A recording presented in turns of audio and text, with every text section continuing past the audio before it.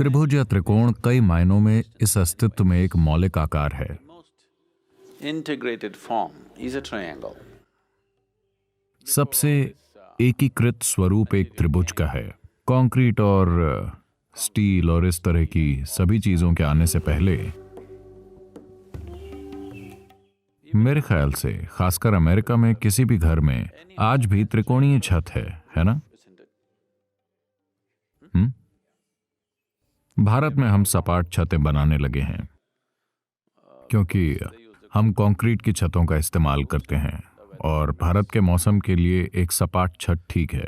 तो यहां आज भी लगभग हर घर की छत त्रिकोणीय है। त्रिभुज ही क्यों?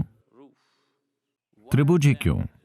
क्योंकि न्यूनतम सामग्री के साथ अधिकतम मजबूती केवल एक त्रिभुज के लिए होती है।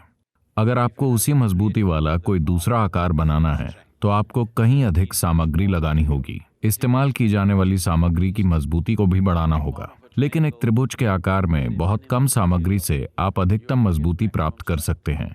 तो हमेशा दुनिया में कहीं भी लकड़ी के दो डंडे लेकर और धरती को आधार की तरह इस्तेमाल करके घर बनाए जाते थे। तो ये बस उन घरों की बात नहीं है जो आप बनाते हैं। यहां तक कि दिव्य हाथ ने, यहां तक कि सृष्टा के हाथ ने भी आपके भीतरी और बाहरी बुनियादी स्वरूप के निर्माण के लिए एक त्रिभुज को चुना। अगर आप किसी आणविक संरचना को देखें तो यह कई मायनों में त्रिभुजों का एक जटिल संयोजन होता है। इसी तरह अगर आप मानव शरीर को एक अलग स्तर पर देखते हैं तो आप देखेंगे कि उसमें ऊर्जा शरीर जैसी एक चीज होती है। ऊर्जा एक खास तरीके से शरीर में गतिशील होती है और कार्य करती है। योग में इस बारे में एक पूरी समझ मौजूद है और आपके पूरे सिस्टम में ऊर्जा कैसे कार्य करती है इसे अनुभव करने का एक खास तरीका है। अगर आप इसे जागरूकता के साथ देखते हैं, अगर आप देखते हैं कि आपके सिस्टम का निर्माण किसी तरीके से हुआ है, तो आप देखेंगे कि आपके शरीर का सबसे बुनियादी स्वरूप एक त्रिभुज का है। सभी नाड़ियां त्रिभुज के रूप में मिलती हैं। जिसे हम चक्र कहते हैं वो वास्तव में त्रिभुज हैं। नाड़ियां हमेशा त्रिभुज के रूप में मिलती हैं। हम उन्हें चक्र कहते हैं क्योंकि वो गतिशीलता का प्रतीक है। तो एक गोल चक्र के अंदर वो नारंगी त्रिभुज आज्ञा चक्र है जो आत्मज्ञान और ज्ञान और जानने और बोध का चक्र है, क्योंकि योग बोध पाने का विज्ञान है।